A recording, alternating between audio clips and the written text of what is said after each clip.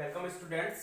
तो हमारा जो प्रीवियस लेक्चर में चल रहे थे वो क्वेश्चंस चल रहे थे, तो उन क्वेश्चंस पर हम बात कर रहे थे। तो आगे और क्वेश्चन लिखे हैं, इसमें लिखे हैं आगे क्वेश्चन HCl अणु के HCl हाइड्रोक्लोरिक अम्ल जो होता है वो दे रखा है कि HCl अणु के H प्लस व Cl माइनस, क्वेश्चन लिखें HCl अणु के H प्लस व Cl माइनस आयनों के मध्य की दूरी 0.2 एंगस्ट्रम है। HCl अणु के H प्लस व Cl माइनस आयनों के मध्य की दूरी 0.2 एंगस्ट्रम है। इसके केंद्र से 10 एंगस्ट्रम की दूरी पर, इसके केंद्र से 10 एंगस्ट्रम की दूरी पर अधिकतम व न्यूनतम विभव ज्ञात कीजिए। अधिकतम व न्यूनतम विभव ज्ञात कीजिए। तो देखें, इधर आपके पास H प्लस इस तरह से और एक Cl माइनस आयन इस तरह से दिए हुए हैं, या इधर माइनस को लिख सकते हो, जैसे कि आप माइनस क्यू और प्लस क्यू को लिखते हो उसी टाइप से लिख देता हूं कि माइनस इधर हो गया और प्लस वाला इधर हो गया। H प्लस बीच में इसका केंद्र है, इन दोनों के मध्य की जो दूरी दे रखी है आपको 0.2 एंगस्ट्रम दे रखी है, तो उसको हम रिप्रेजेंट कर देते हैं किससे, D से। तो वो कितनी दे रखी है, 0.2 एंगस्ट्रम दी हुई है दोनों के मध्य की दूरी, और 10 एंगस्ट्रम की दूरी पर कोई पॉइंट है, मान लिया ये पॉइंट यहां पर है P पॉइंट, उस यहां से कितनी दूरी पर है, ये 10 एंगस्ट्रम की दूरी पर है। तो इस द्विध्रुव के कारण जो R है, ये इस दूरी पर हमें क्या निकालना है, विभव का मान, और न्यूनतम और अधिकतम पूछ रहा है। तो विभव के न्यूनतम मान के लिए बताओ, विभव के, या ऐसे लिख देते हैं पहले, विभव के न्यूनतम मान के लिए इससे पहले ये लिखना कि जो विभव होता है किसी द्विध्रुव के कारण, जो विभव होगा वो कितना होता है, द्विध्रुव के कारण विभव वो कितना होता है, V इक्वल टू, क्योंकि द्विध्रुव है यहाँ पर माइनस क्यू और प्लस क्यू, तो KP cos थीटा अपॉन में R स्क्वायर, ये विभव होता है। तो विभव के न्यूनतम मान के लिए यहाँ पर थीटा इक्वल टू कितना होना चाहिए, 90, क्योंकि cos 90 कितना हो जाएगा, 0। तो उस स्थिति में विभव का मान न्यूनतम कितना आएगा, 0, क्योंकि cos 90 कितना होगा, 0। और अधिकतम मान के लिए अगर हम बात करें, परिमाण के लिए बात कर रहे हैं हम, सेकंड पॉइंट, विभव के अधिकतम मान के लिए, क्योंकि अधिकतम और न्यूनतम अगर वो नहीं कहता तो वो इस थीटा को देता, ये वाला जो थीटा है उस थीटा को देता वो, कि थीटा कितना है, उसके साथ उस पर हमें क्या करना है, विभव ज्ञात करना है। लेकिन यहाँ पर दो चीजें वो ज्ञात करवा रहा है, एक तो न्यूनतम के लिए और एक अधिकतम के लिए। तो विभव के अधिकतम मान के लिए हम बात करें तो विभव के अधिकतम मान के लिए थीटा इक्वल टू कितना हो जाएगा, sorry 0 degree, theta equal to 0 degree, क्योंकि cos 0 की वैल्यू है वो कितनी हो जाएगी, यहाँ पर 1 हो जाएगी। तब विभव इक्वल टू कितना आएगा, KP upon R square, KP cos theta upon R square से कितना हो जाएगा, या इस तरह से लिख दो, समीकरण 1, अतः समीकरण 1 से ये हो जाएगा। यहां पर आपको सभी की वैल्यू पुट करनी है। K की वैल्यू कितनी होती है, 9 × 10⁻⁹ इंटू P, P कितना होगा, Q इंटू D, तो Q कितना होगा इस पर charge, H plus 1 plus E आवेश है, यानी कि एक इलेक्ट्रॉन के आवेश के बराबर होगा 1.6 × 10⁻⁻⁰ into Q into D। D क्या है, बीच की डिस्टेंस, 0.2 इंटू 10⁻⁻10 मीटर में चेंज करना होगा, क्योंकि आपको D दिया हुआ है इतना, और अपॉन में R को भी चेंज करना है, तो 10 इंटू 10⁻⁻10 मीटर में हो जाएगा, ये इसका स्क्वायर और हो रहा है, इसको कैलकुलेट करना है यहाँ पर। तो लिखें इसको, पहले चित्र को बनाओ, उसके बाद द्विध्रुव के कारण विभव कितना होता है उसको लिखो, इक्वेशन नंबर 1, और कंप्लीट करो इसको।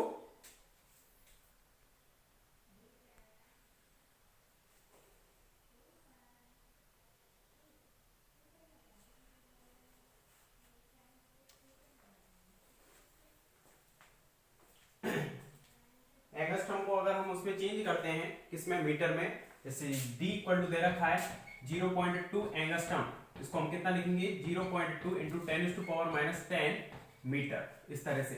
और इसी प्रकार से r कितना दे रखा है, 10 एंगस्ट्रम, यानी कि इसको चेंज करोगे तो 10 इंटू 10⁻⁻10 मीटर, इस तरह से चेंज करते हैं। चित्र को बनाओ और उनको लिख दो जो भी गिवन है, और फाइंड आउट हमें क्या करना है, उन चीजों को लिखकर 1 और 2nd पॉइंट को लिख दो।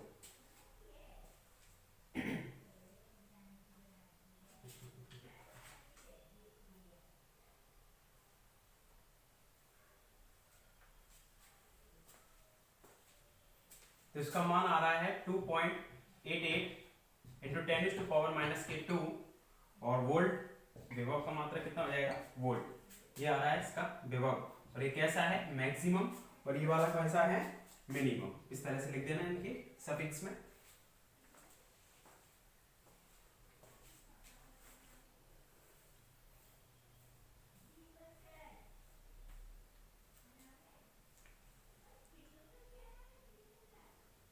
कंप्लीट करो इस क्वेश्चन को, फिर नेक्स्ट लिखेंगे।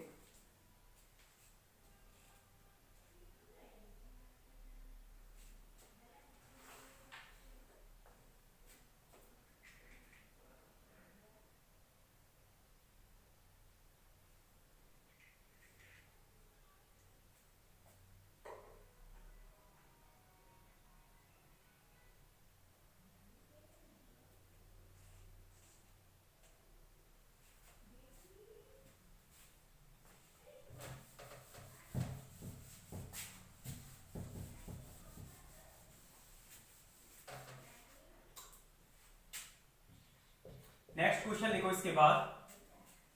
एक समबाहु त्रिभुज के, ये राजस्थान यूनिवर्सिटी 2016 में आया हुआ है, ठीक है, राजस्थान यूनिवर्सिटी में 2016 वाले एग्जाम में आया हुआ है। एक समबाहु त्रिभुज के तीनों शीर्षों पर, एक समबाहु त्रिभुज के तीनों शीर्षों पर क्रम से, एक समबाहु त्रिभुज के तीनों शीर्षों पर क्रम से +2q -q आवेश रखे हुए हैं, +2q -q आवेश रखे हुए हैं, तब संयोजन का द्विध्रुव आघूर्ण ज्ञात कीजिए, तब संयोजन का द्विध्रुव आघूर्ण ज्ञात कीजिए।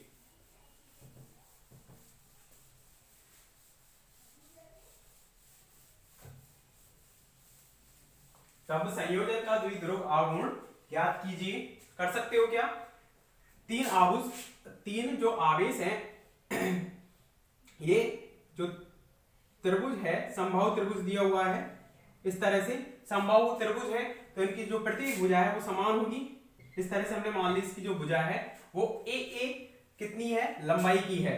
इसमें 3 आवेश दिए हुए हैं, +2q यहां पर मान लिया, एक -q इधर मान लिया, और एक -q इसके शीर्षों पर रखे हुए हैं, ठीक है, इन पर रखे हुए हैं ये आवेश। तो इनसे जो द्विध्रुव बन रहा है इनके संयोजन से, उस द्विध्रुव आघूर्ण का मान ज्ञात करना है। तो कितने द्विध्रुव आघूर्ण बन रहे हैं, तो इधर देखो, एक -q और एक +q से एक द्विध्रुव आघूर्ण बनता है, ठीक है। एक -q ये रहा, इसको हम इस तरह से लिख सकते हैं क्या, +q और +q, इस तरह से लिख दिया।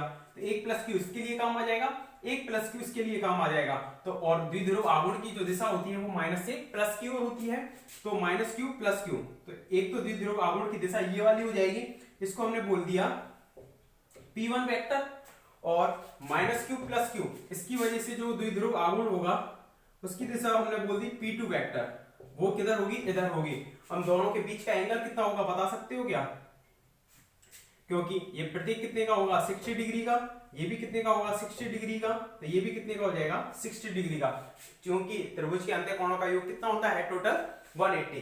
तो 60 डिग्री पर ये दोनों P1 और P2 हैं, दोनों ही वेक्टर हैं, तो इनका जो परिणामी है कहीं ना कहीं इनके बीच में से होकर जाएगा।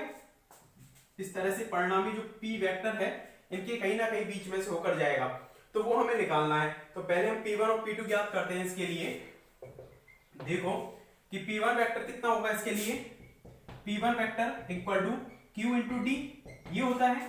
Q कितना होगा, कोई भी एक आवेश E, ये तो क्या दे रखा है, क्यू ही दे रखा है, और डी बीच की डिस्टेंस कितनी है, ए। इस तरह से हो जाएगा, और ये कितने के बराबर आएगा, P2 वेक्टर के बराबर आएगा दोनों के बीच का। और परिणामी हम किस तरह से लिखेंगे, P वेक्टर इक्वल टू कितना लिखते हैं हम इस तरह से, P1 का वेक्टर प्लस P2 का vector plus 2 P1 P2 cos theta, इस तरह से। और P1 का स्क्वायर यानी कि Q स्क्वायर A स्क्वायर, ये भी Q square A square plus 2 Q square A square, और cos कितना आएगा, इसके बीच का एंगल 60। कितना है दोनों के बीच का एंगल, P1 और P2 के बीच का 60, और cos 60 की वैल्यू कितनी होगी, QA QA QA सभी में से कॉमन आ जाएगा, रूट में बचेगा 1 प्लस 1 प्लस कितना, cos 60 1/2 हो जाएगा, तो ये हो जाएगा 1, तो ये कितना हो जाएगा √3Q इंटू A। तो टोटल जो परिणामी हमारे पास द्विध्रुव आघूर्ण आएगा वो √3Q इंटू A आएगा, और दोनों के परिमाण समान है, तो बिल्कुल बीच में से होकर ये जाएगा, कितने एंगल पर जाएगा, ये 30 डिग्री एंगल पर होकर ये बीच में से होकर निकलेगा, कहीं ना कहीं बीच में से होकर निकलेगा, लेकिन दोनों का परिमाण समान होने की वजह से एग्जैक्ट बीच में से कितने पर, 30 डिग्री पर होकर ये निकलेगा। अब यहाँ पर इसका मात्रक कितना होगा, कूलम इंटू मीटर, कितना हो जाएगा इसका मात्रक, कूलम इंटू मीटर। लिखें इसको, आंसर करके चित्र को बनाओ और उसको लिख दो।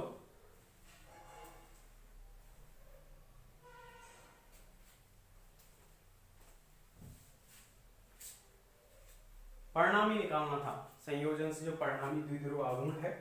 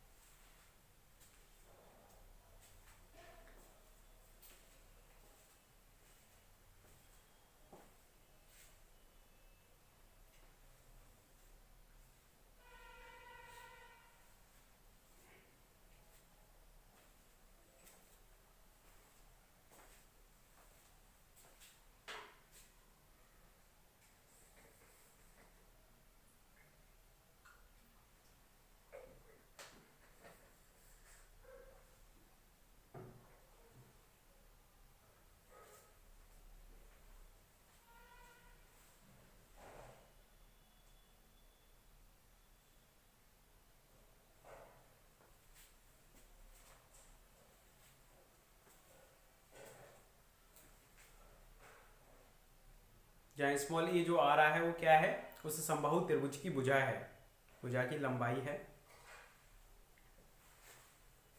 नेक्स्ट क्वेश्चन लेंगे इसके बाद,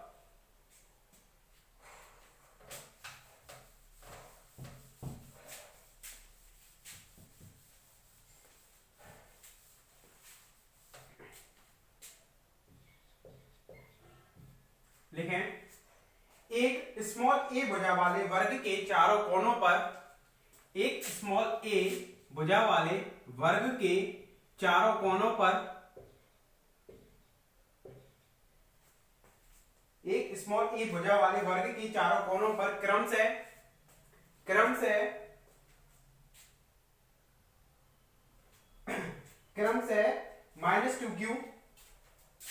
-2q plus q plus 2q एवं -q आवेश रखे हुए हैं। वर्ग के चारों कोनों पर क्रम से -2q, q प्लस 2q और -q आवेश रखे हुए हैं। तब परिणामी द्विध्रुव आघूर्ण का मान ज्ञात कीजिए। तब परिणामी द्विध्रुव आघूर्ण का मान ज्ञात कीजिए।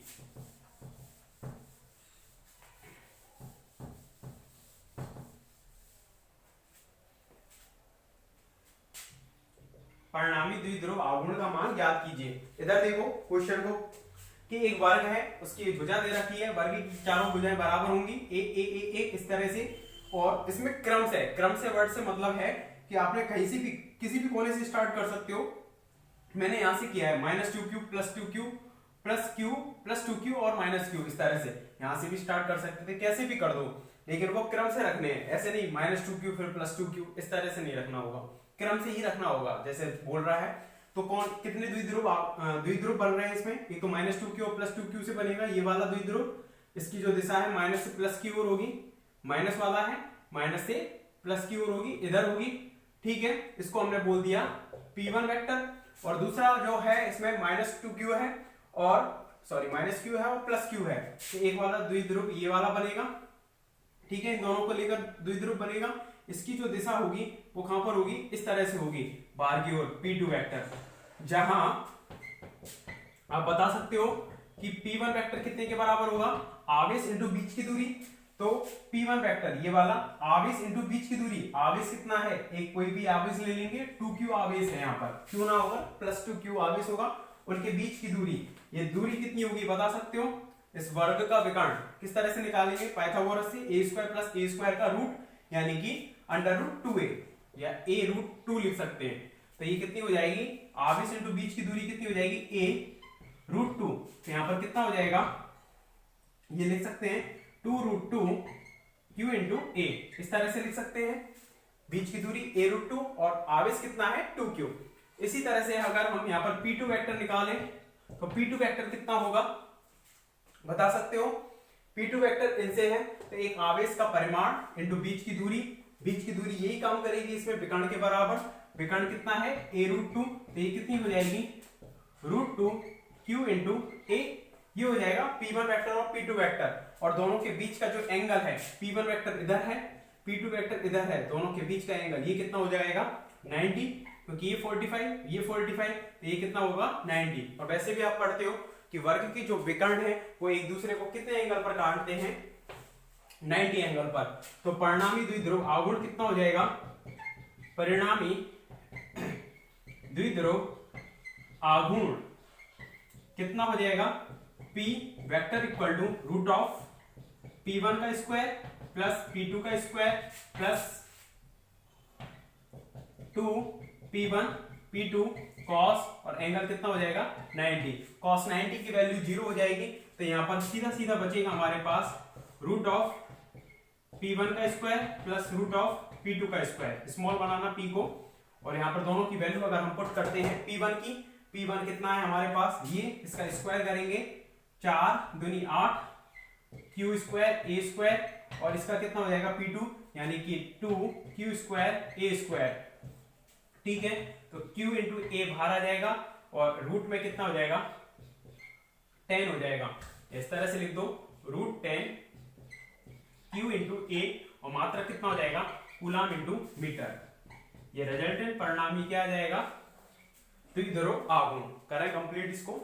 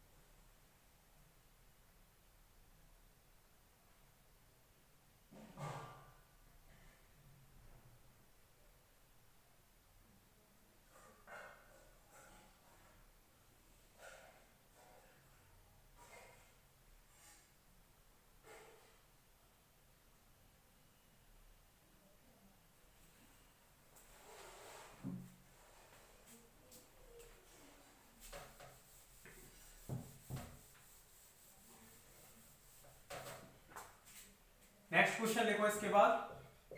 ये आया हुआ है राजस्थान यूनिवर्सिटी 2013 में।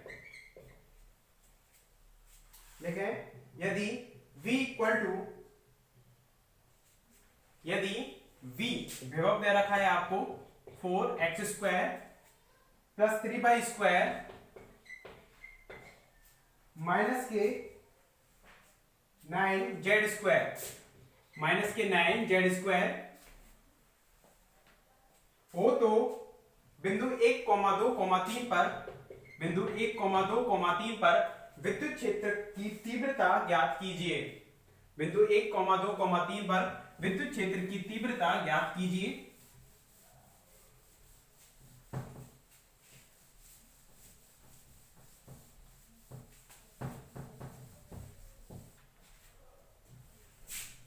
बिंदु 1,2,3 पर विद्युत क्षेत्र की तीव्रता ज्ञात कीजिए। कर सकते हो इसको तो कैसे? क्योंकि we know that electric field कितना होता है, माइनस की ग्रेडियंट भी ये निकालना है आपको, minus i cap del upon del x plus j cap del upon del y plus k cap del upon del z. और विभव की वैल्यू कितनी है यहाँ पर, ये वाली 4x² प्लस में 3y² माइनस के 9z²।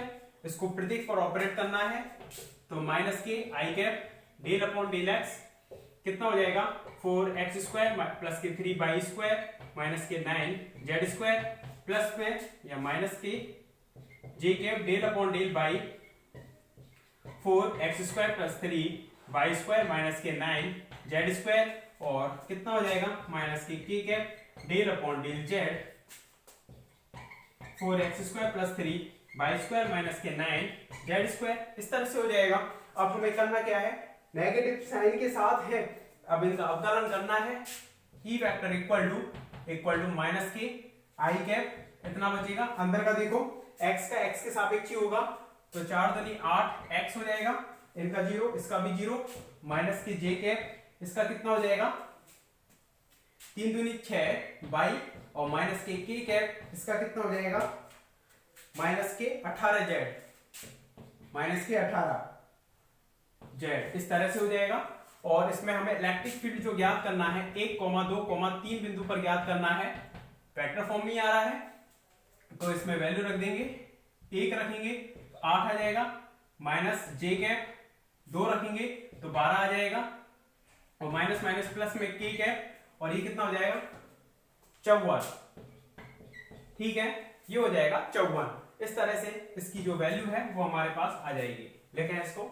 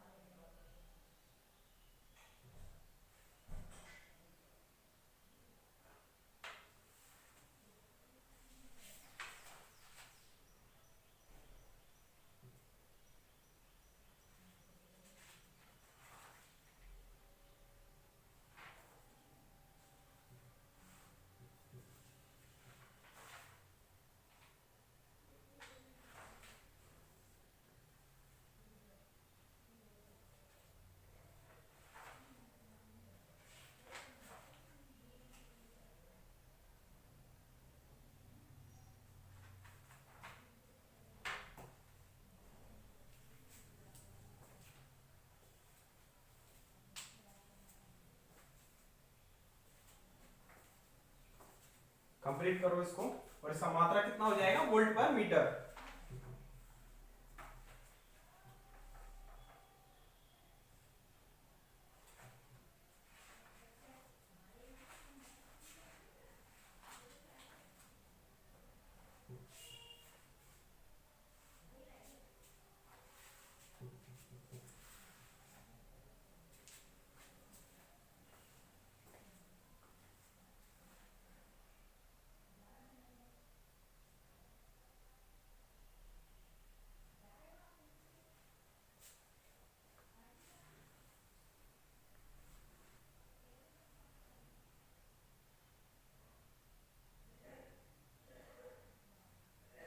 ठीक है, इसे कंप्लीट कर लेना। इससे आगे भी क्वेश्चन है, 2-3 क्वेश्चन और हैं और करेंगे उनको, उन्हें करेंगे नेक्स्ट लेक्चर में। Thank you.